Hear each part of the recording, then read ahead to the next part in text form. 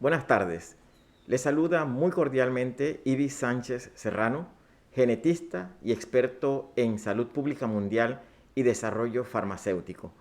Para mí es un grato honor estar aquí hoy presente compartiendo con ustedes mis conocimientos a través de esta conferencia sobre la variante Omicron, una variante que podría marcar un punto de inflexión en la pandemia. Son momentos muy difíciles para nuestro país y para el mundo debido a la influencia y el impacto que esta nueva variante del SARS-CoV-2 ha tenido en nuestras vidas y que ha causado una gran disrupción. Me siento muy agradecido al señor alcalde de Santiago, Samit Sandoval, por auspiciar este ciclo de conferencias. Esta es la quinta conferencia en total y la primera del año, tratando de educar a la población veragüense y a la población panameña sobre múltiples aspectos que corresponden al coronavirus y también a la pandemia, con el objetivo de que de tal forma los ciudadanos podamos tomar decisiones más acertadas basadas en el conocimiento científico actualizado. Me honra estar aquí presente con ustedes y comenzamos. Los temas que voy a discutir en esta conferencia, que tiene un objetivo primordialmente didáctico y educativo, son los siguientes. Vamos a explorar el impacto que ha tenido la variante Omicron en el mundo y también el SARS-CoV-2 en general. Vamos a discutir algunos temas que ya hemos revisado en las discusiones previas que hemos tenido, por ejemplo, qué es una variante, la parte genética. Esto no es un curso de genética molecular, pero sí es muy importante que las personas conozcan a fondo qué es lo que hace el SARS-CoV-2 y también qué es lo que está sucediendo con la variante Omicron, de tal manera que así puedan realizar las preguntas correspondientes a las autoridades y también a sus médicos. Y también es muy importante porque de tal forma las autoridades que están encargadas de implementar diversas políticas públicas relacionadas con la salud puedan tomar decisiones más acertadas. Vamos a discutir también la tercera dosis o la dosis de refuerzo de la vacuna Pfizer. También algunos puntos importantes es si Omicron se convertirá en la última variante que vamos a experimentar durante esta pandemia o la que va a tener mayor impacto. Vamos a discutir algunos otros temas sobre el desarrollo de nuevas terapias y de nuevas vacunas para el control del SARS-CoV-2.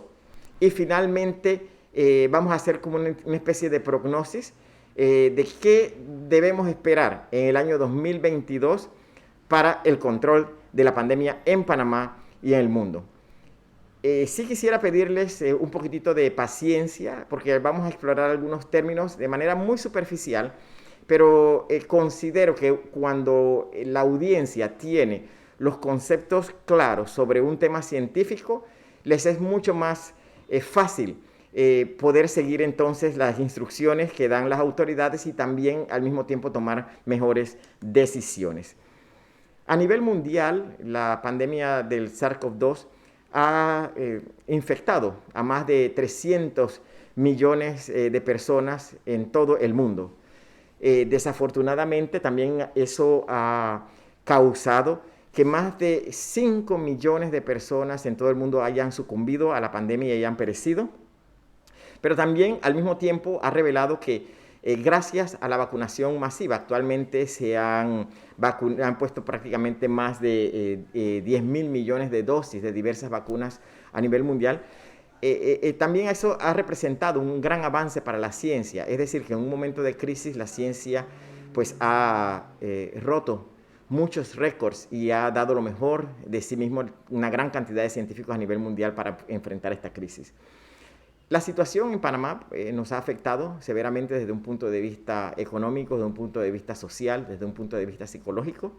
Hemos tenido a más de 600.000 personas infectadas con el virus. Estas cifras son cifras aproximadas porque obviamente son casos confirmados.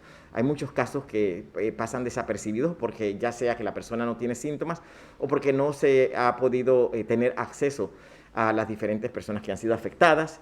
Lastimosamente hemos perdido a más de 7.000 panameños en estos últimos 2 años y algo importante que tenemos que sotolinear es que en Panamá hemos sido muy afortunados de poder tener acceso a diversas vacunas, entre ellas la AstraZeneca y la de Pfizer, que han hecho una gran diferencia, porque sin esas vacunas la situación en el país hubiese sido completamente diferente.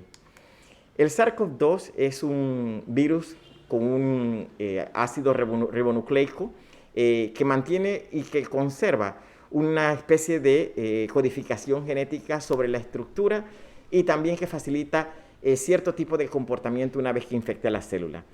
Ese virus está constituido por diferentes proteínas, tiene una membrana que lo envuelve, tiene una nucleocápside, todo eso lo hemos discutido anteriormente en las otras charlas. Tiene también una glicoproteína que es sumamente importante. Una glicoproteína es una proteína que tiene componentes de azúcares. Esos azúcares son importantes porque le ayudan a estos virus a evadir el sistema inmunológico. Y la glicoproteína más importante es precisamente la espícula, que es la que se une al receptor ACE de las células epiteliales y que facilita entonces la penetración del virus y la infección.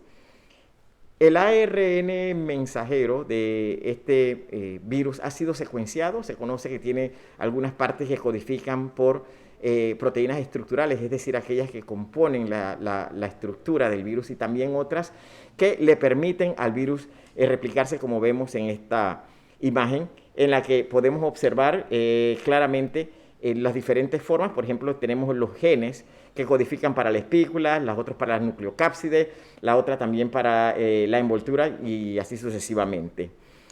Es sumamente importante ponerle atención a esta diapositiva, porque en esta diapositiva vemos que cada uno de esos genes que contienen el ácido, codificados en ese ácido ribonucleico, tiene una función y va a producir cierto tipo de funcionabilidad, eventualmente una vez dentro de la estructura del virus y una vez que el virus también infecte a la célula. Así que, por ejemplo, en la próxima diapositiva estamos viendo cómo, por ejemplo, en la parte de lo que es la espícula, se produce, ese gen codifica por una proteína que debería tener una cierta afinidad con los receptores ACE de la célula epitelial. Entonces, es sumamente interesante observar que una vez que el virus se acerca a la célula, ya él tiene la capacidad, está prácticamente preparado por algunos tipos de enzimas, es decir, de catalizadores dentro de la célula huésped, que le han permitido a él cierta capacidad de infectar.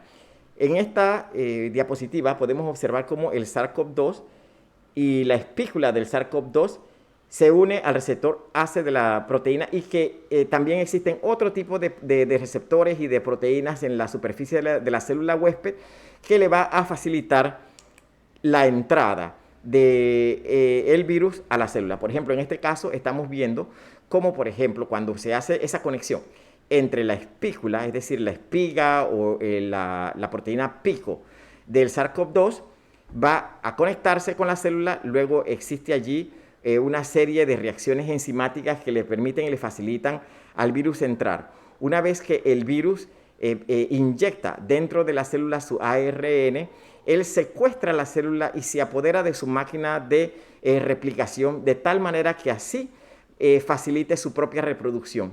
Una vez que ese proceso termina, el organismo, a través de lo que es una respuesta inmunológica, diversas células del sistema inmunológico, como hemos descrito anteriormente, van a hacerle frente a esta situación, reconocen al invasor, luego a través de un mecanismo complejo inmunológico, se activan diferentes tipos de células inmunológicas, como las células T, los linfocitos T, y también como las células B, que producen anticuerpos y que eventualmente no solamente van a reconocer la presencia del virus, sino que también más allá de eso también van a destruirlo en otro tipo de situaciones. Precisamente este mecanismo que estamos observando de la respuesta inmunológica ante el SARS-CoV-2 es el mismo mecanismo que utilizan las vacunas para hacerle frente a lo que es una infección. Es decir, a través de las vacunas lo que sucede es que se enseña al organismo a reconocer este tipo de invasores para que la próxima vez que se encuentre con ellos, entonces puedan defenderse de una u otra forma. El término de variantes virales es otro término que nosotros tenemos que manejar. ¿Por qué? Porque a medida que un virus circula en la población humana, él tiene la capacidad de mutar. Entonces, ya el SARS-CoV-2 ha estado en la población humana por más de 2 años, en diferentes tipos de etnia, en diferentes tipos de circunstancias, en diferentes ambientes, en diferentes situaciones de salud de múltiples pacientes. Así que todo eso le ha conferido a él la capacidad de variar y de mutar, es decir, de hacer cambios en su composición genética. Cuando hablamos entonces de una variante, ¿a qué nos referimos? Nos referimos precisamente a un mutante genético, es decir, a un cambio en el código genético del coronavirus, de cualquier otro virus, que le permite adaptarse ante nuevas circunstancias. Como hemos mencionado, a medida que un virus permanece en una población, las posibilidades de mutaciones y de cambios pues se van a dar con mucha facilidad. Cuando hablamos de una mutación y que hablamos de un cambio solo no necesariamente constituiría una variante. Para poder que haya una variante se necesita una acumulación de diversos tipos de mutaciones que en su conjunto van a permitir a que el virus tenga nuevas características que le permitan adaptarse para seguir propagándose. Ya elaborando un poco más dentro de este concepto, por ejemplo, si nosotros consideramos que el ARN o el ADN o el material genético es como un libro de texto, en donde una oración ha sido escrita, si se hacen cambios en algunas de las letras de ese texto, entonces el significado va a variar. De igual forma sucede con las mutaciones que se realizan en los diferentes virus o en las bacterias, en los cromosomas o en cualquier material genético. Vamos a poner un ejemplo aquí y yo sí quiero que le pongan atención a este tipo de información porque esto les va a dar a ustedes una idea más clara con qué enemigo nosotros nos estamos enfrentando. Aquí, por ejemplo, cuando dice la palabra normal, tenemos una secuencia de codones, es decir, que es prácticamente unos codones, es como un código de la célula para producir aminoácidos. Entonces, en este caso, por ejemplo, un código normal es AUG-GCC.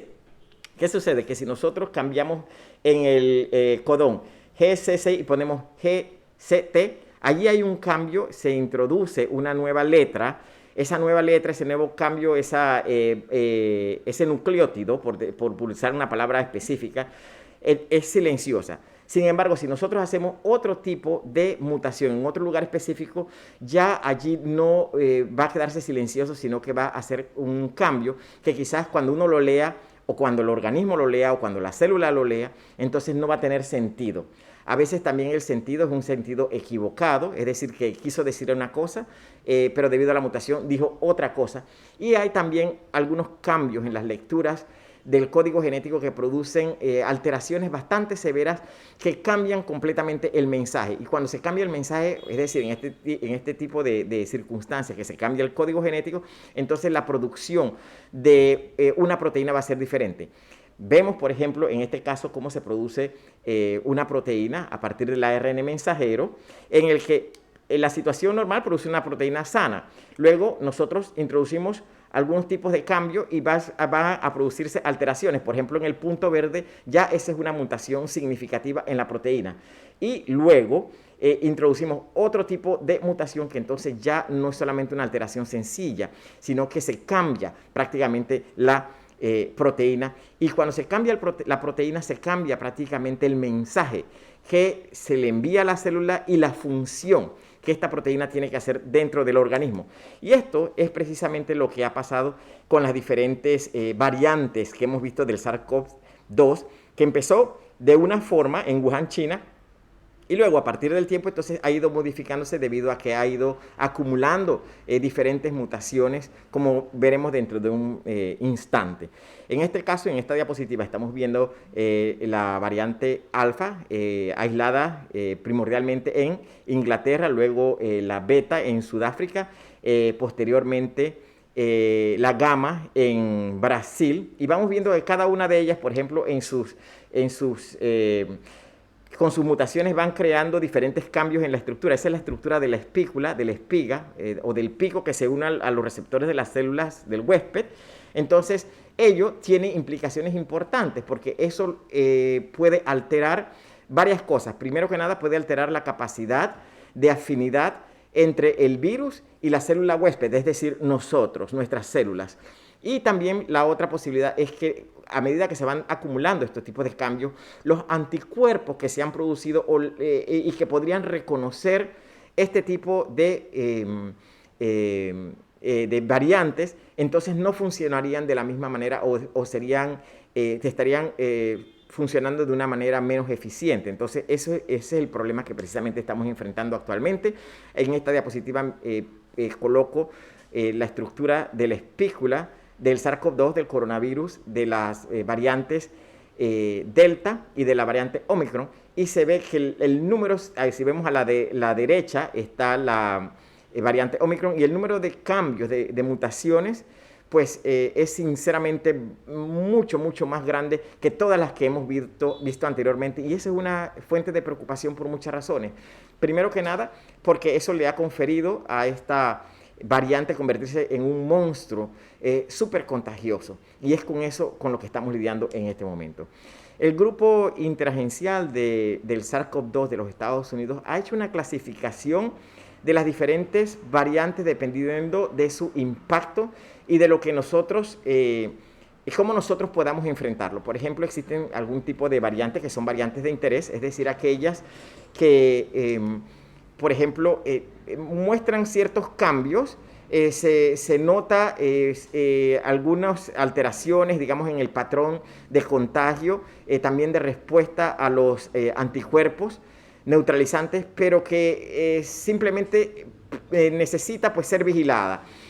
Durante todo este proceso, durante todos estos 2 años que hemos tenido de pandemia, ha habido una cantidad innumerable, miles de variantes. Entonces, ¿qué sucede? Que la mayoría de esas variantes han desaparecido así mismo como han llegado.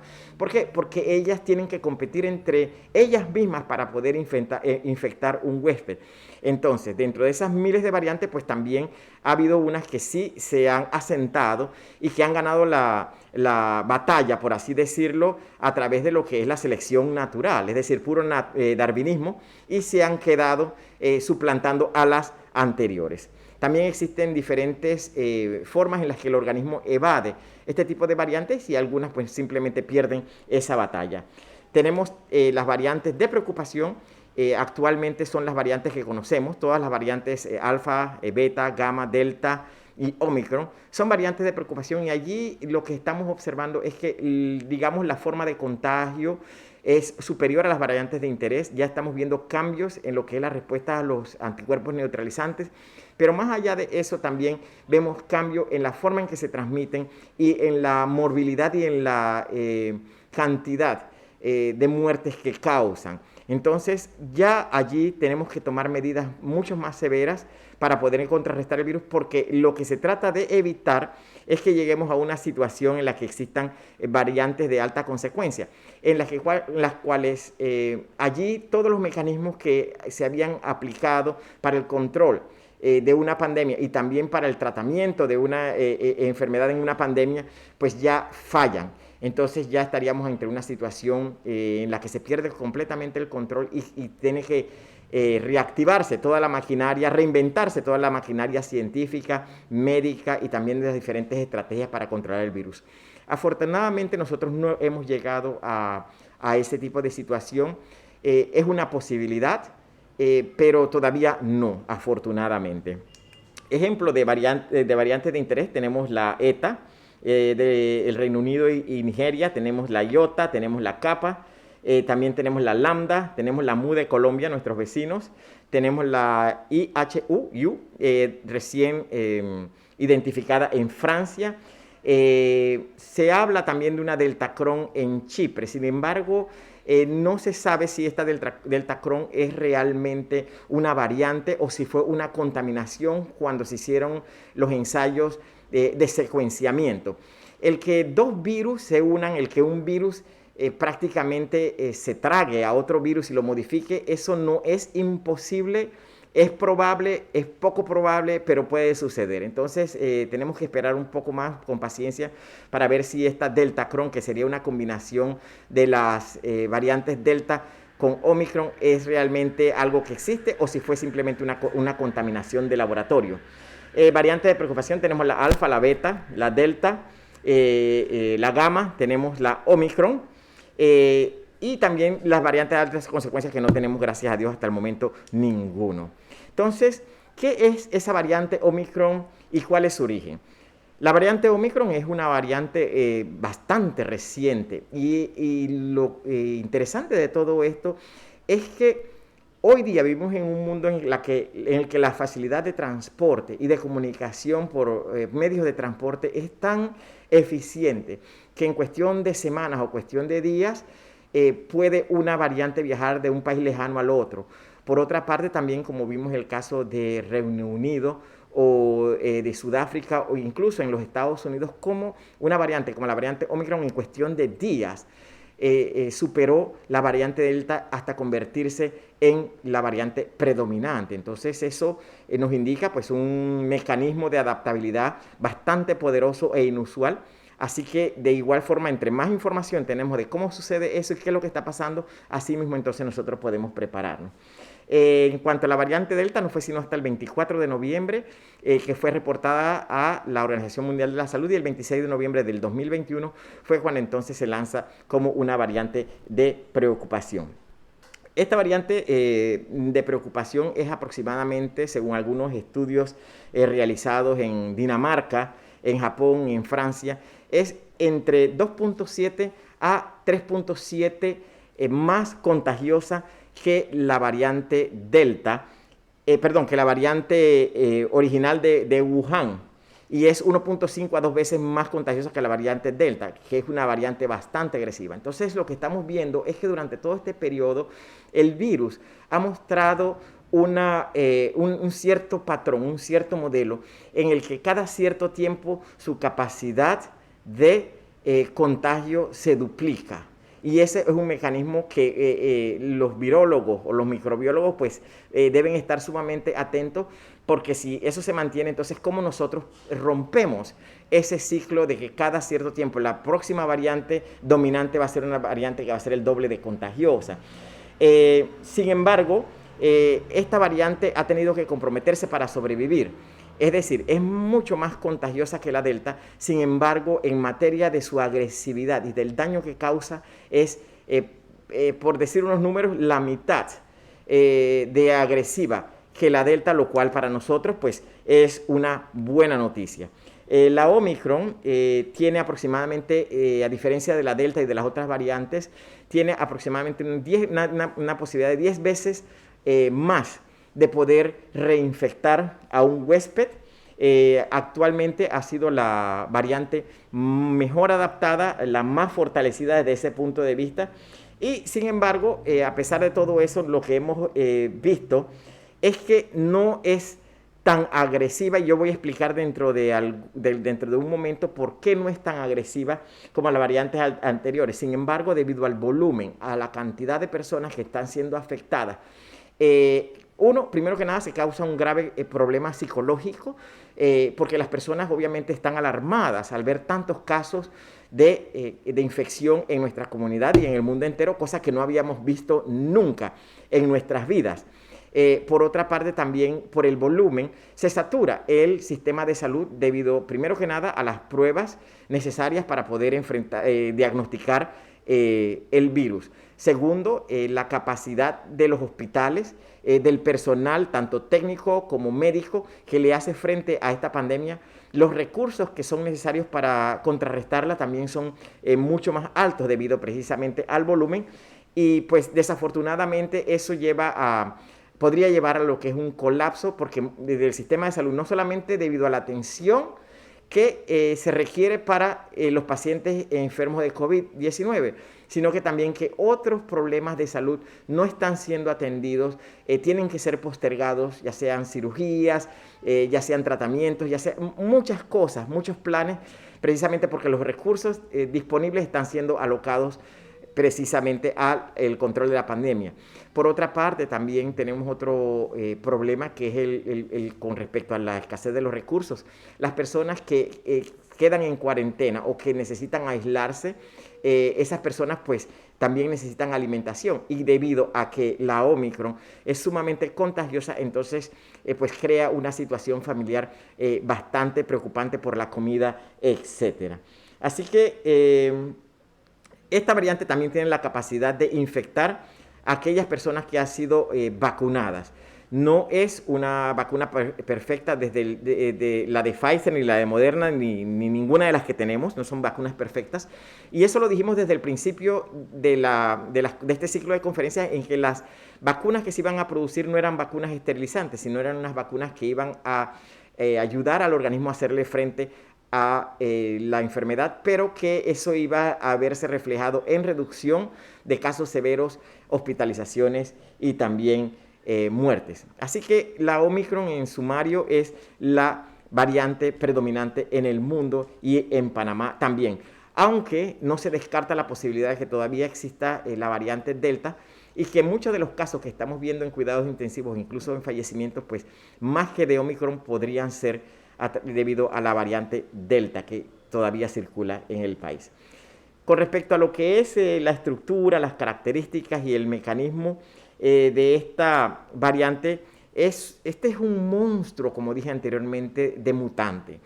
Cuando yo digo un monstruo es porque cuando se dan las mutaciones, como vimos anteriormente, y ese era el objetivo de presentar esto, estas mutaciones muchas veces no son benéficas, son maléficas, de deterioro precisamente contra el propio virus. Entonces lo que estamos viendo aquí es que esta variante ha acumulado más de 50 mutaciones, tanto en la espícula como en otras partes de su genoma. Entonces, para poder que una variante tenga el poder de acumular tantas mutaciones y todavía ser viable y contagiosa, quiere decir que un proceso de selección natural poco conocido se ha dado lugar. Entonces eso es alarmante, debido a que precisamente de la forma en como esta variante apareció, asimismo puede aparecer una que no solamente sea tan contagiosa o más contagiosa, sino que también tenga la habilidad de causar mucho más daño. Dentro de esas mutaciones, aproximadamente unas 33, 34, afectan la espícula. Algunas de estas, por ejemplo, hacen cambios de aminoácidos, como ya vimos en las diapositivas anteriores, y otras hay supresiones, es decir, que hay una deleción, se ha eliminado ya sea algún nucleótido o incluso la capacidad de producir cierto tipo de aminoácido. Entonces esto pues le confiere nuevas características a esta variante, como vemos aquí, por ejemplo, que en la proteína de la espícula, lo que ven el signo delta son de lesiones, son supresiones que se han dado. También en el marco de lectura del genoma del ARN del virus, también vemos una serie de mutaciones, también en la proteína de la envoltura, en la proteína de la membrana y en la proteína de la nucleocápside. Así que todas estas partes pues han sido transformadas, han sido mutadas y ellas pues han hecho posible la supervivencia, sorprendentemente la supervivencia de esta nueva variante. En esta gráfica estamos viendo, por ejemplo, una comparación simplificada del genoma, sobre todo en la parte verde, que es de la espícula, en donde hay pocas mutaciones, por ejemplo, en las variantes alfa, beta y gamma, con respecto a lo que sería la variante Omicron, en donde cada uno de esas letras que vemos aquí en la parte verde, que es el gen de la espícula, son mutaciones acumuladas. Lo otro que es importante mencionar es que asimismo como la variante original como la cepa original de Wuhan se fue transformando, asimismo las variantes Delta ha ido creando subvariantes. Por ejemplo, de la variante Delta ha habido más de 200 subvariantes. Estas 200 subvariantes, la mayoría de ellas no ha causado absolutamente ningún daño, excepto la variante principal. Y dentro de lo que es la Omicron, tenemos dos variantes más. Aquí menciono y pongo la variante BA2. Esa variante BA2 ha estado presente en aproximadamente 40-50 países. Se está propagando y todavía preocupa, pues necesitamos saber un poco más sobre qué es lo que está haciendo. Desafortunadamente, para estudiar este tipo de genoma se necesita una plataforma de secuenciación genómica bien poderosa que pocos países tienen. Por ejemplo, Dinamarca la tiene, Inglaterra lo tiene, los Estados Unidos sí la tiene, pero Panamá tristemente no tiene esa capacidad como para hacer ese tipo de estudios y es algo en lo que debemos invertir. Con respecto al origen de estas variantes y cómo se va formando, muchas personas piensan que una variante va a dar lugar a una subvariante, que esa subvariante va a transformarse. Eso no funciona así. Como vamos viendo en esta diapositiva que estudia cómo ha evolucionado el SARS-CoV-2 en África, vemos en el 2019, donde está la letra D, que corresponde a diciembre, que se va poco a poco con el correr del tiempo, 2020, 2021, se van a transformar y todo lo que vamos viendo en gris son diferentes variantes que, como mencionamos anteriormente, desaparecieron en su historia. Sin embargo, muchas de ellas, por ejemplo, vemos como en el 2020 la variante beta surge de uno de esos linajes, surge como hija de una de esas tantas variantes. Luego, más adelante, vemos como la alfa también hace lo mismo, como la delta hace lo mismo. Sin embargo, la Omicron, su linaje nace de otra variante que no tiene no mucho que ver con la variante, con las otras variantes, pero que sí la marca en una forma de distanciamiento filogenético, ¿no? Está bastante apartada de las otras variantes que hemos recibido, que hemos experimentado. Por ejemplo, aquí también en esta diapositiva estamos viendo un árbol filogenético en donde vamos viendo cómo se van separando la alfa, la distancia que existe entre la alfa y la beta, la distancia que existe entre la beta y la delta y la gamma, y asimismo también cómo la Omicron se aparta bastante de eso, y a través de diferentes estudios con anticuerpos neutralizantes vemos que la respuesta, sobre todo ahí donde dice Omicron, la respuesta a los anticuerpos neutralizantes se aleja, es decir, son menos efectivos con respecto a esta variante en comparación con las variantes anteriores. Quiere decir que esta variante se ha alejado y ha creado, por decirlo así, su propio show. Entonces esto pues es lo que llama la atención desde el punto puramente científico de cómo esta variante se ha ido alejando.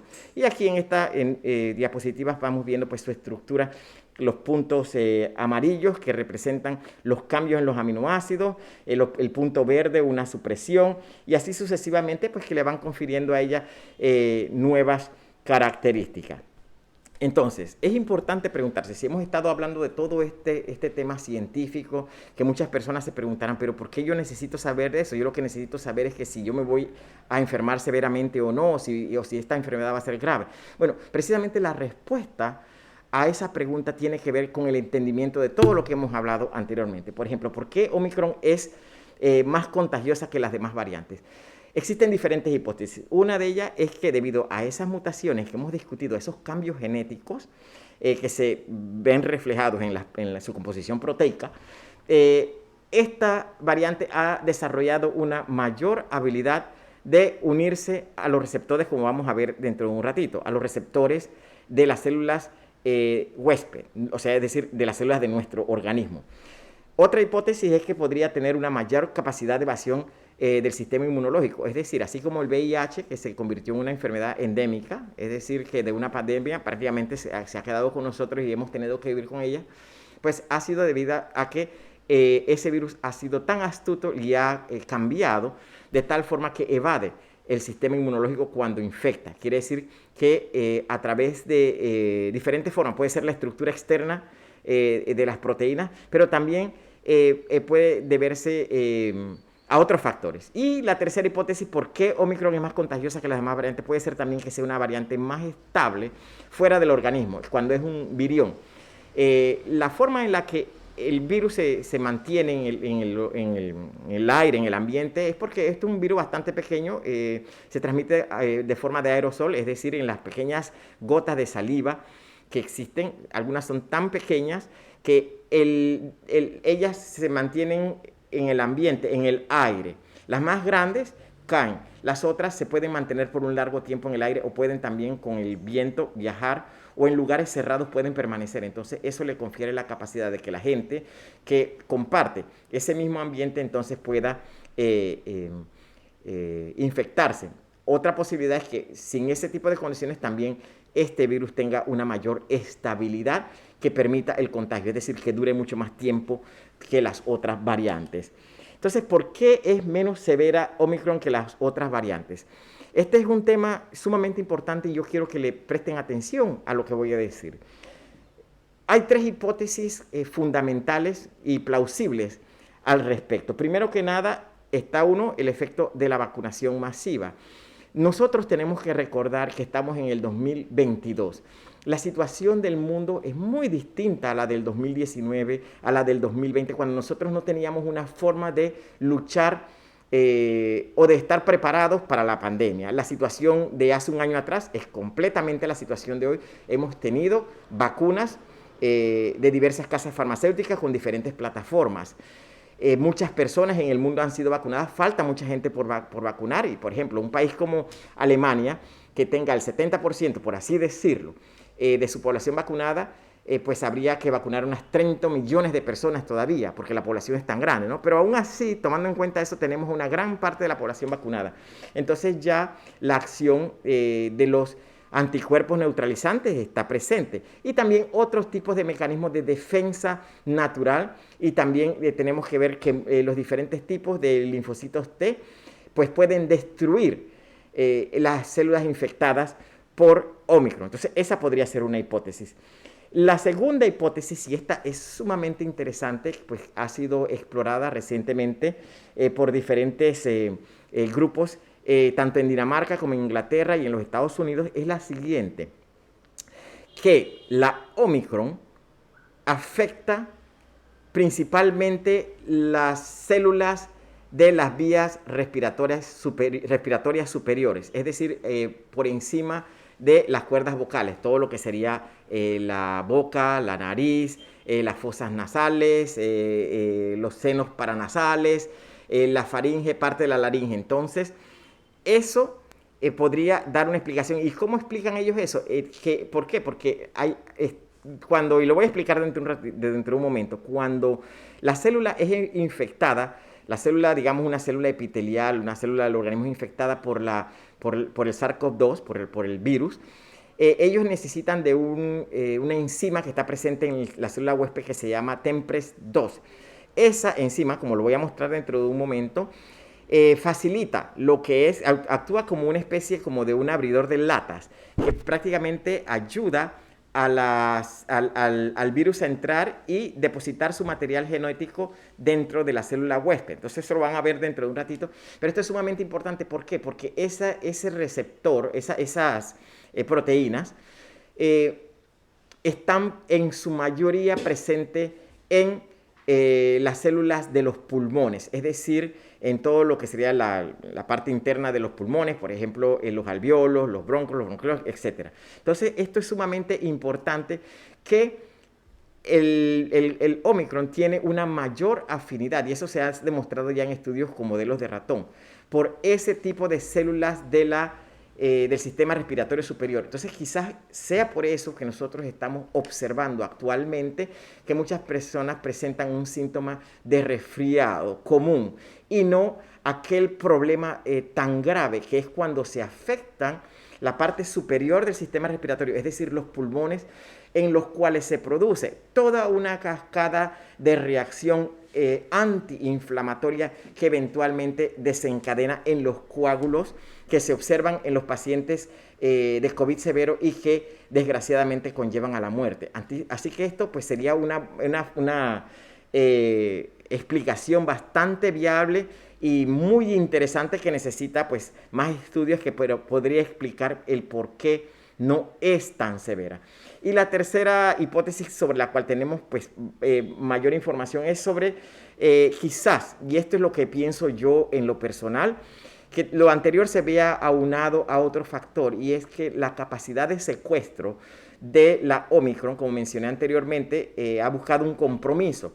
Entonces, la capacidad de secuestro de la célula, de sus estructuras internas, no es tan eficiente como la Delta, como lo voy a mostrar en las siguientes diapositivas, que por ejemplo ahí estamos viendo el mecanismo de cómo el virus se conecta con la célula a través de los receptores ACE, y luego entonces ahí vemos en esta diapositiva también la proteína TEMPRES de la membrana celular, que permite la introducción del virus dentro de la célula, y luego los pasos siguientes. Aquí vemos una estructura de la espícula, es una glicoproteína bastante flexible, porque está constituida por dos subunidades, la subunidad 1, S1, que es la que hace la conexión con el receptor de la célula, y la subunidad 2, que tiene un tobillo, en su tronco tiene un tobillo, tiene una rodilla y tiene una cadera que le permite movilizarse y que le permite, una vez que se una a los receptores ACE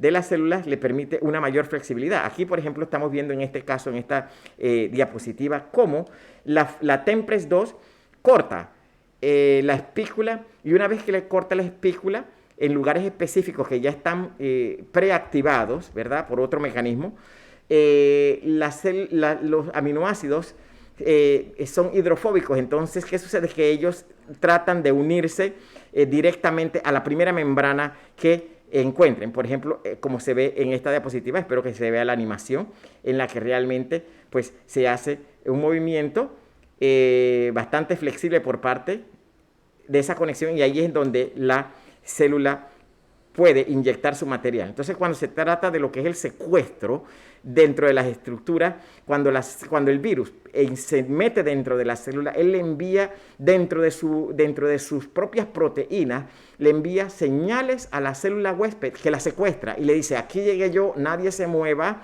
yo mando aquí, déjenme hacer todo lo que yo quiero.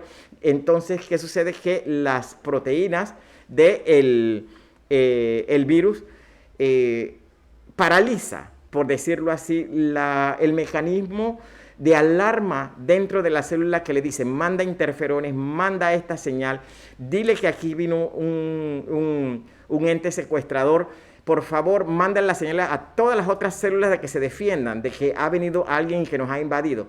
Bueno, el virus es tan astuto porque es como un cerebro, realmente, es como un cerebro que piensa en su propia supervivencia. Entonces, silencia todas esas actividades y a la célula le toma tiempo reaccionar. Eventualmente ella reacciona, manda esas señales y dice: tenemos que defendernos. Es por eso entonces que tenemos dolor, que tenemos fiebre, que tenemos tos, etc. ¿Por qué? Porque el organismo está respondiendo ante ese invasor. Entonces, cuando hay cambios, ¿qué sucede? Que con un anticuerpo debería neutralizar la acción de esos antígenos. Pero ¿qué sucede? Es que el problema es que cuando varía la composición genética, varía también la composición proteica, y el organismo no puede reconocerla de manera tan eficiente, y eso lleva entonces a que el virus se apodere del organismo. Cambiando un poquito el tema sobre los síntomas de la variante, ya que hemos visto pues, que realmente desde el punto de vista ya molecular es una variante que le confiere capacidades altas de infección, pero no capacidades tan altas de causar enfermedad. Los síntomas en personas vacunadas son bastante leves en general. Son síntomas muy similares a lo que es un resfriado común. Les da fiebre en algunos casos, dolor de cabeza, dolor en la garganta, secreción nasal, pero no se observan comúnmente esos otros síntomas que suceden cuando la persona ha sido afectada por la variante Delta, por ejemplo, o las otras variantes, por ejemplo, la dificultad para respirar, etcétera, que hemos ya mencionado. Así que el proceso, digamos, el esquema de vacunación de las dos primeras dosis según diversos datos, es decir, estos números son números que realmente se tienen que tomar con un granito de sal porque realmente pueden decir mucho y no pueden decir nada. El que algo me diga a mí 30%, eso para mí en lo personal no me dice mucho porque uno puede ser afectado y pues no estaba metido dentro de ese 30%. Pero a grosso modo, el 30-40% de las personas ya vacunadas están protegidas contra la enfermedad sintomática con la Omicron. Mientras que el 70% contra la enfermedad severa. Es decir, que existe una muy amplia posibilidad de que una persona, incluso con las dos primeras vacunas, con las dos primeras dosis pueda ser afectada. Hay menos posibilidades de que termine en un hospital o en cuidados intensivos, pero puede suceder. Ya con un refuerzo, entonces esos números cambian en la posibilidad de que una persona que haya sido infectada por la Omicron, entonces, que vaya a terminar en un hospital, en un cuidado intensivo, se aminora y prácticamente ocurre una 88% más o menos de protección. En las personas vacunadas, pues ya es un peligro. Hay muchas personas que no están vacunadas, son vulnerables, son tan vulnerables y pueden ser tan vulnerables como ante cualquier otra variante. Entonces, todo depende también del grado de morbilidad que tenga la persona, si tiene otras comorbilidades, si tiene otros problemas. Y pues eso ya es una situación un poco más compleja, así que esas personas tienen que cuidarse más. Con respecto a los casos no severos, estamos ahorita mismo en una carestía de medicamentos, de pruebas de diagnóstico y de facilidades y de recursos. Lo que sí les puedo decir es que el tratamiento para ese tipo de personas que presentan casos no severos o casos leves, bueno, son similares a los del tratamiento de un resfriado, como por ejemplo los antihistamínicos, los descongestionantes, los analgésicos, los antitusivos, que son medicamentos que ayudan a aliviar los síntomas de la Omicron o de la infección, pero que al mismo tiempo ayudan a que no se propague más, porque por ejemplo una persona que toma un medicamento, un antihistamínico, un descongestionante, etcétera, un antitusivo, tose menos, lagrima menos, estornuda menos, entonces eso pues ayuda a contener bastante lo que es la propagación del virus, no solamente dentro de la familia, sino que dentro del campo laboral también y social. Con respecto a la dosis, a la forma de diagnóstico de la Omicron, tenemos que la mejor prueba es la prueba de la PCR y es interesante, ¿por qué? Porque la prueba de la PCR puede detectar la Omicron incluso días antes de que una prueba antigénica lo haga. Por otra parte, el grado de sensibilidad es sumamente alto. Para una prueba de PCR, el grado de sensibilidad de una prueba antigénica es aproximadamente de un 40 a un 60%. No es perfecta, pero es mejor que nada, ¿no? Entonces es una forma rápida de poder diagnosticar, pero sin embargo la forma ideal debería ser la PCR. Y también luego, cuando existen dudas, cuando existen ya problemas más serios, entonces se puede utilizar un tipo de secuenciación genómica en la cual uno entonces se da cuenta dónde están realmente las mutaciones y a ciencia cierta, sin lugar a dudas, de qué tipo de variante se trata.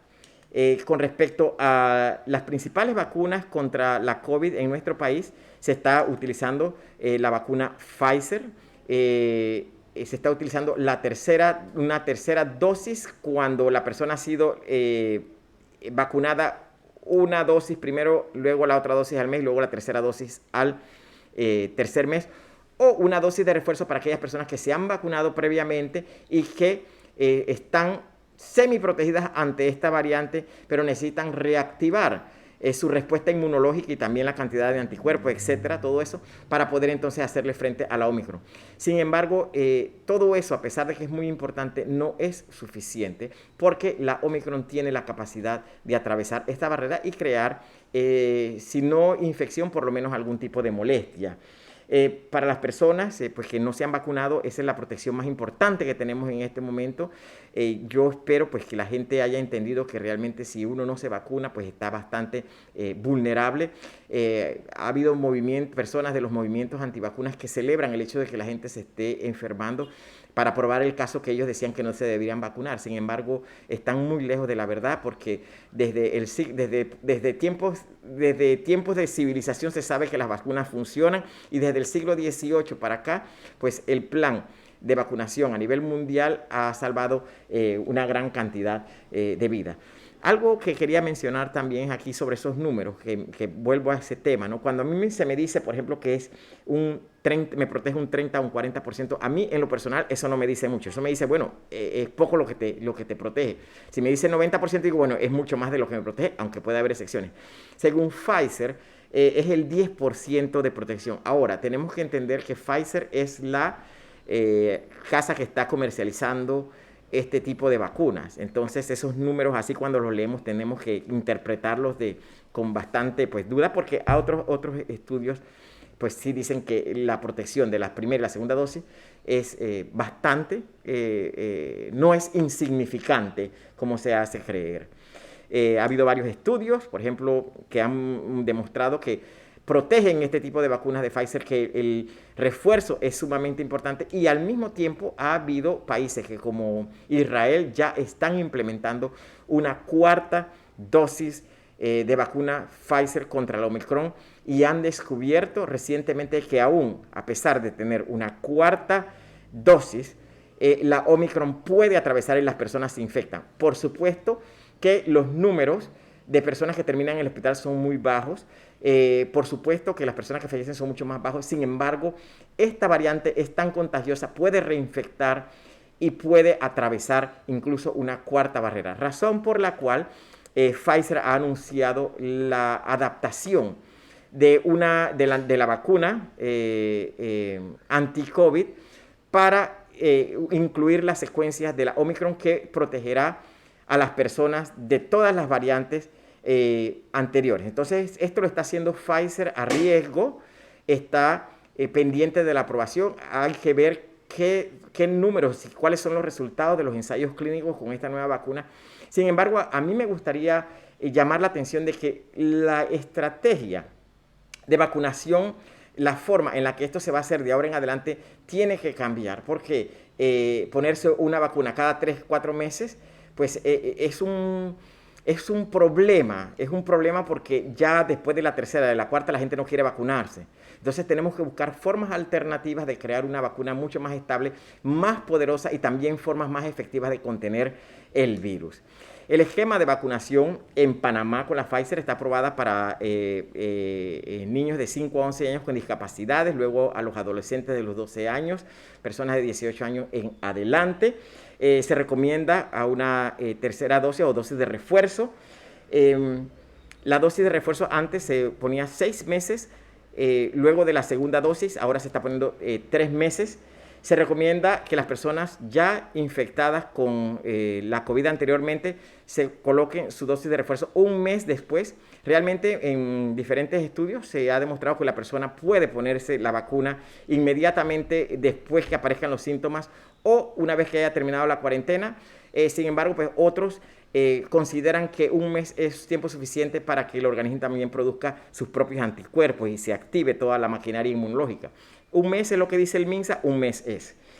Con respecto a las personas que han sido vacunadas con AstraZeneca, pues la decisión aquí a nivel nacional ha sido que se pongan la vacuna de la ARN mensajero. Para usos pediátricos, ya a nivel de Pfizer, a nivel de los reguladores en los Estados Unidos, se ha hecho una adaptación, es decir, se cambia la concentración del ingrediente activo y también los excipientes, es decir, las concentraciones cambian. Así que existe toda una, pues como ven en esa diapositiva, existen siempre ciertos cambios para uso pediátrico, que me imagino que aquí en Panamá también lo están implementando. Y con respecto a la cuarentena, este es un tema sumamente importante y a esto quiero que le pongan atención. En Panamá, según una resolución reciente el mes pasado, del 23 de diciembre, la resolución 3132, el Ministerio de Salud, a través de la Gaceta Oficial, presentó que las personas infectadas tenían que pasar una cuarentena de 10 días luego de la aparición de los síntomas, y las personas con contacto estrecho, familiar, laboral, social, en lugares cerrados por más de 15 minutos, 5 días.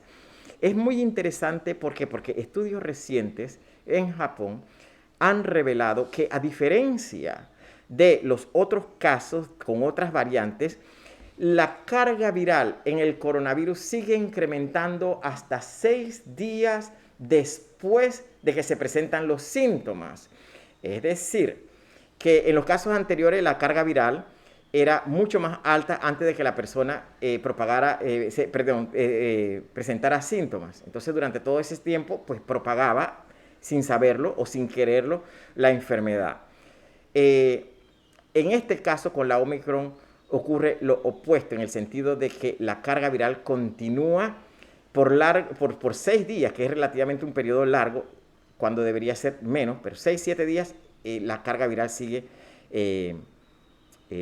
aumentando. Entonces, esto es sumamente interesante porque en países como España, la regulación era de que la persona pues se bajó de 10 días a 7 días el tiempo de cuarentena, pero 7 días es prácticamente el tiempo en el que la cantidad de viral en el organismo está en su punto álgido. Entonces la posibilidad de transmisión son muy altos. Ahora bien, otro punto que quiero tocar es el tema de la carga viral, es decir, la cantidad de virus que existe en el organismo en un momento específico. No está necesariamente correlacionada con la severidad. Es decir, hay personas que pueden tener una carga viral sumamente alta y no presentar síntomas. El hecho de que una persona tenga una carga viral alta no significa que va a terminar en la unidad de cuidados intensivos o de que va a fallecer. Entonces son temas que se necesitan tocar y se necesitan saber, y yo creo que las autoridades tienen el deber de hablar claramente con la población sobre estos temas para poder que la población entienda. Con respecto entonces a lo que es el periodo de cuarentena de 10 días, es obvio que eso se está haciendo por razones prácticas, razones económicas, razones de los comercios, etcétera, pero no necesariamente basado en la evidencia científica más actual que tenemos. Entonces, es un tema que se puede discutir y que se puede considerar. A ver, se puede abrir a discusión. Así es como uno se puede proteger de la Omicron. Uno se puede proteger de la Omicron a través de los diferentes mecanismos que hemos utilizado actualmente. El distanciamiento físico, el uso de la mascarilla, el uso adecuado de la mascarilla. De mascarillas, si entre más, por ejemplo, la KN95, la N95 son excelentes mascarillas. Ya cuando se trata de mascarillas de tela, pues por razones económicas, entonces se tendría que hacer como un esfuerzo, o quizás el gobierno financiar un mecanismo a través del cual las personas puedan recibir ese tipo de las mejores mascarillas posibles, ¿no? No estornudar o utilizar un pañuelo, etcétera. Y también evitar lugares cerrados y aglomeraciones, y vacunarse cuanto más rápido sea posible. Entonces, con este tema de lo que son las conglomeraciones, aquí en Panamá se está discutiendo en algunos lugares todavía el tema de los carnavales. Sin querer entrar en polémica, desde mi punto de vista y desde el punto de vista de salud pública, el tema de los carnavales no debería ni siquiera considerarse, dado el impacto que tuvo al principio de la pandemia aquí en Panamá, en que se decía que no había gente infectada, que los carnavales se podían hacer, y al fin y al cabo la gente se estaba infectando precisamente durante el periodo de los carnavales, entonces, o antes. De igual forma, este es un momento de crisis económica. Si permitimos los carnavales, un pequeño grupo de personas en el país se va a beneficiar económicamente. El resto tendremos entonces que lidiar con todas las consecuencias de una contaminación o con una infección masiva en todo el país, que nos va a llevar entonces a una crisis económica mucho más fuerte, una crisis sanitaria extraordinaria, y a la pérdida económica para muchos comerciantes. Entonces eso es algo que se tiene que hablar así. Así que yo pues me he quedado sorprendido de que todavía no he escuchado nada acerca de una cancelación oficial de los carnavales a nivel nacional. ¿Es el Omicron una variante fortalecida o debilitada? Realmente es una variante distinta, mucho más fortalecida, como hemos visto desde el punto de vista. ¿Por qué? Genético. ¿Por qué? Porque ella vino para adaptarse a contagiar, para propagarse. Porque recordemos que a medida de que el virus se propaga, y por ejemplo existen personas que ya están vacunados o personas que mueren, entonces encuentra menos huéspedes. Así que de todas maneras el virus tiene que reinventarse para seguir propagándose, ¿no? Esta es una variante sumamente robusta, que le ha permitido escapar parcialmente al sistema inmunológico, y como lo dije anteriormente, pues su objetivo es la supervivencia. Sin embargo, la vacunación masiva, o sea, tantas personas, tantos millones de personas que se han vacunado en el mundo, han frenado este tipo de variante, de los efectos de la severidad de la variante. Y también existen diferentes mecanismos celulares que ponen, por ejemplo, la acción de los linfocitos T, que si bien quizás los anticuerpos neutralizantes no sean tan efectivos, sí existen otros tipos de mecanismos, algunos incluso desconocidos. Incluso puede haber anticuerpos neutralizantes no identificados a la fecha que podrían estar entonces frenando este tipo de variantes o el SARS-CoV-2 en general. ¿Marcará la Omicron el fin de la pandemia? Esta pregunta es muy interesante porque en las últimas semanas hemos escuchado a gente como Bill Gates, a influencers y a otras personas hablando de que, bueno, que ya la Omicron, según el patrón patrón epidemiológico que se ha visto en las diferentes pandemias, las tres últimas grandes pandemias que fueron la de 1889 en Rusia, la de la española en los 1917, 1918, 19 y luego la de 1957, la China. Entonces se dice, bueno, las pandemias duran 2 a 3 años. Al final de los 3 años se produce una infección masiva que afecta a tanta gente. Por tal motivo, ya con la Omicron vamos a ver el fin de la pandemia en el 2022. Miren, sinceramente yo no lo creo así, por muchas razones. Primero que nada, no creo que esto marque el fin de la pandemia y si hay una disminución, digamos, en lo que es la actividad del SARS-CoV-2, los cambios no los vamos a ver inmediatamente. Van a bajar los casos, por supuesto que el tema de las infecciones que estamos viendo ahorita mismo en la provincia de Veraguas, por ejemplo, tenemos, ya deberemos tener por lo menos 5.000 casos. Esos 5.000 casos tenemos que multiplicarlo por 3 o por 4 o por cualquier número n, debido a que no todo el mundo pues es diagnosticado, no todo el mundo va a hacerse los hisopados, etcétera. La trazabilidad pues no da abasto.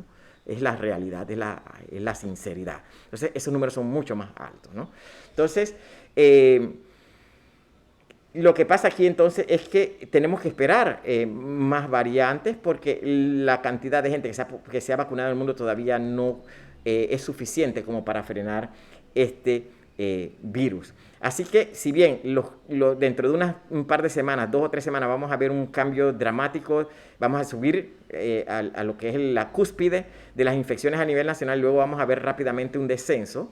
Eso no significa que estemos exentos, porque primero que nada puede haber vestigios de otra variante, la Delta puede cobrar primacía, la Omicron puede reinfectar a la gente y así sucesivamente, o puede salir otro tipo de variante para la cual no estamos preparados. Entonces esta historia está muy lejos de terminar. Por otra parte, tenemos que tomar en cuenta muchos factores que no ocurrían en años pasados, en epidemias pasadas, en pandemias pasadas. Por ejemplo, la densidad poblacional hoy es mucho más alta que antaño. Los medios de transporte son mucho más eficientes que antaño, la comunicación de un continente a otro. Y finalmente también lo que se refiere a la mortandad.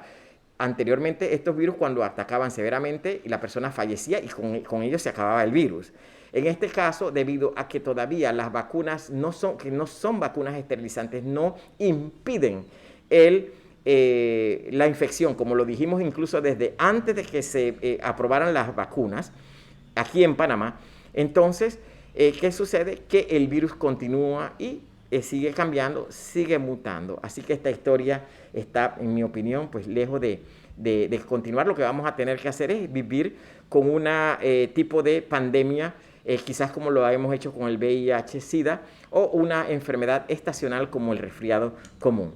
Con respecto a las nuevas vacunas y los nuevos medicamentos anti-COVID, países, por ejemplo, como Israel, ya lo mencioné, han utilizado 4 dosis y sinceramente pues ya ven que todavía aún así la gente se infecta y Pfizer actualizará la vacuna en el 2022. Así que, pero además de esto, se están realizando el desarrollo de nuevas vacunas y de nuevos medicamentos, por ejemplo, que se han aprobado ya en los Estados Unidos y que la OMS ha aprobado como en uso de emergencia. Por ejemplo, uno de ellos es el Evusheld, es una combinación de anticuerpos por la casa AstraZeneca, cuya actividad tiene una actividad neutralizante, sobre todo en variantes como la Omicron, y se puede utilizar como uso profiláctico, es decir, como para prevenir los daños severos que podría causar en personas vulnerables.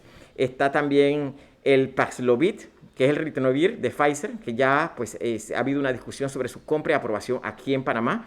Es un antiviral, es un inhibidor de proteasas y que se puede utilizar en personas de alto riesgo, como pacientes de cáncer, personas obesas, personas con enfermedades autoinmunes, etc.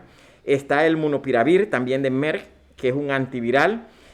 Otros medicamentos que no han llegado, que no han sido aprobados para Panamá hasta donde yo conozco, pero que están ya siendo recomendados por la OMS y por Inglaterra, la EMA, es el Sotrovimab, que está producido por la casa GlaxoSmithKline, que es un bloqueador de la espícula, es un anticuerpo monoclonal que se puede poner de manera intravenosa.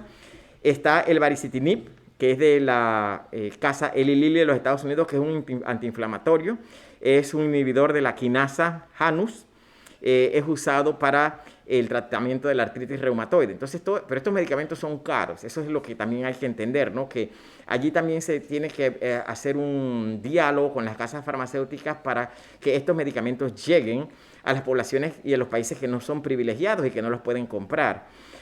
Otro medicamento que está en sus fases clínicas 2 y que ha demostrado bastante promesa es el Ensuvibep de Novartis, que está en su que prácticamente inhibe hasta protege un 89% contra la enfermedad severa. También para las personas que no quieren coger el riesgo de vacunarse con una vacuna de ARN mensajero o a través de un adenovirus, etcétera, como las que hemos tenido hasta la fecha, pues recientemente también ha salido la vacuna de la Novavax, que es una vacuna con partículas proteicas, es un método clásico, tradicional de producir las vacunas y pues que protege en un 90% de los casos severos.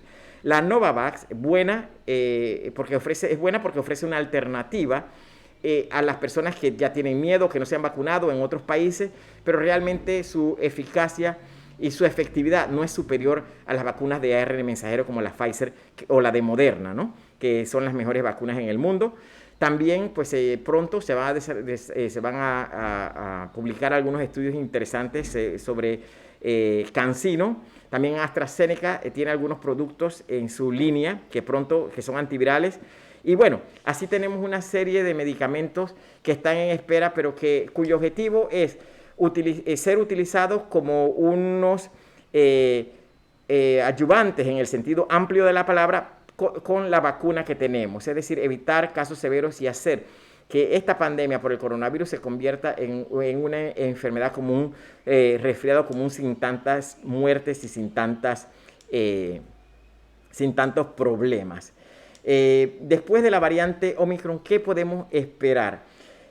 Bueno, principalmente pienso yo que tenemos que estar preparados por otras variantes. Ya vimos a través de esa diapositiva de los árboles filogenéticos y de la distancia que existe entre una variante y la otra, de que en cualquier momento otra variante puede surgir así de la nada. Entonces hay que estar preparados por eso. Con respecto a lo de la Delta Cron, ya dijimos que podría ser una contaminación. La gente y los medios están hablando de la fluorona, que es una nueva variante, le llaman nueva cepa, etc. No. La fluorona, y la OMS recomienda no utilizar ese tipo de terminología, es prácticamente la coinfección de la influenza, del virus de la influenza con la COVID. Entonces, pues eso es algo que puede ocurrir, pero los casos serían muy escasos y para eso se recomienda que las personas se vacunen lo más rápido posible con la vacuna de la influenza.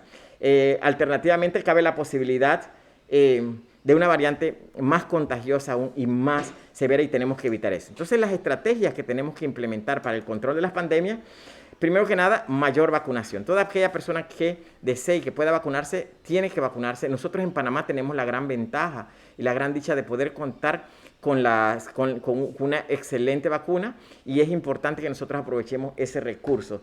Seguir las mismas medidas que se han impuesto de bioseguridad, es ser más cuidadoso, vacunar niños y jóvenes, mayor producción, se necesita una mayor producción de pruebas rápidas y también de plataformas de diagnóstico. Por ejemplo, mayor equipo de PCR, mayor contratación de personal.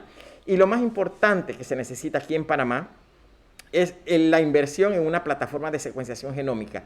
Desafortunadamente, aquí en Panamá se tuvo tiempo para evitar la situación en la que estamos. ¿Por qué? Porque desde que salió en noviembre la variante Omicron en Sudáfrica, se sabía que esto iba a pasar. Entonces, creo yo que es muy importante que los panameños aceptemos lo que estamos viviendo. Estamos en una pandemia, las personas están siendo altamente infectadas, pero al mismo tiempo lo triste es que se está produciendo una especie de histeria colectiva y hay poca ayuda psicológica para las personas.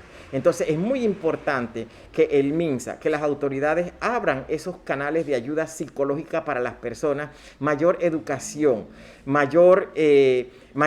mayor número de conferencias como esta que hemos tenido, que viene de una persona que conoce del tema, pero que también está en conversación continua con colegas en otros países que están directamente implicados en la investigación de estas variantes y también el desarrollo de estos fármacos. Entonces se necesita más de eso, puesto que es algo que la población necesita tranquilizarse de que, bueno, ya la variante está aquí, no podemos evitarla. En cualquier momento, muchas personas que no hemos sido afectadas por el coronavirus, quizás seamos afectadas.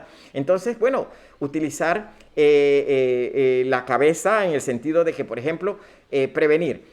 En su casa, mantener un kit de emergencia, ir comprando sus antihistamínicos, sus analgésicos, sus antitusivos, es decir, medicamentos para la tos, y tenerlos allí por si acaso necesita tenerlos como para uso de un resfriado común, ¿no? Entonces, eso es sumamente importante que los panameños aceptemos y también que haya mayor solidaridad por parte de los estamentos comerciales, porque muchas personas dicen, bueno, se está paralizando la economía, que mis negocios tienen que rendir, pero uno no puede sacrificar la salud humana por beneficiar la parte económica. Si fuese la parte económica de todos, sería una cosa, pero no es así. Sería beneficio económico para unas cuantas personas y el resto del país, entonces tiene que sufrir las consecuencias. Eso se tiene que decir de una manera honesta, franca, y tenemos que hacer algo al respecto. Mayor solidaridad. Si mi vecino está enfermo de COVID, bueno, llevarle una bolsa de comida si está dentro de mis posibilidades,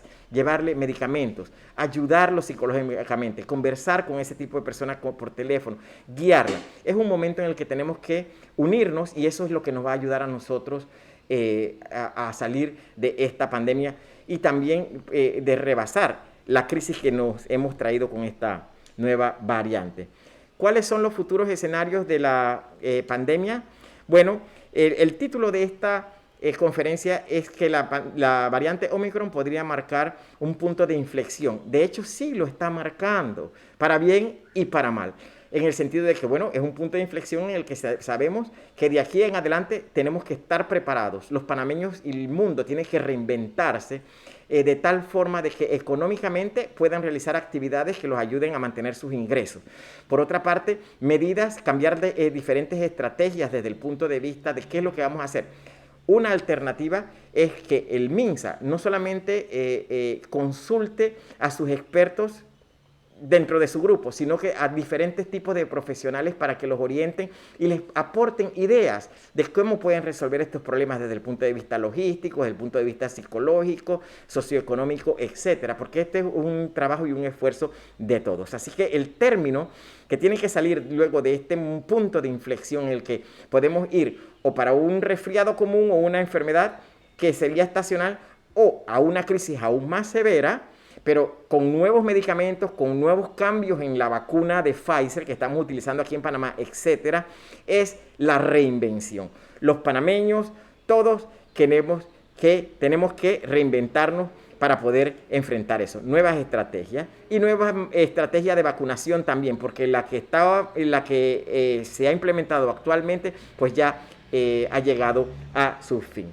Así que, ¿cómo veo yo el 2022? El 2022 lo veo yo luchando con la pandemia. Pienso que la mascarilla es esencial, eso es lo que nos salva. No hemos cometido el error que cometió Israel de mandar a quitar las mascarillas, ni Estados Unidos también. Eso nos ha ayudado bastante. Aceptar la realidad y así mismo como el virus se está adaptando continuamente a nosotros. Nosotros tenemos que adaptarnos al virus y tenemos que ser más inteligentes del virus para acabar de una vez por todas con él. Ese es mi mensaje y les agradezco realmente su atención durante este espacio.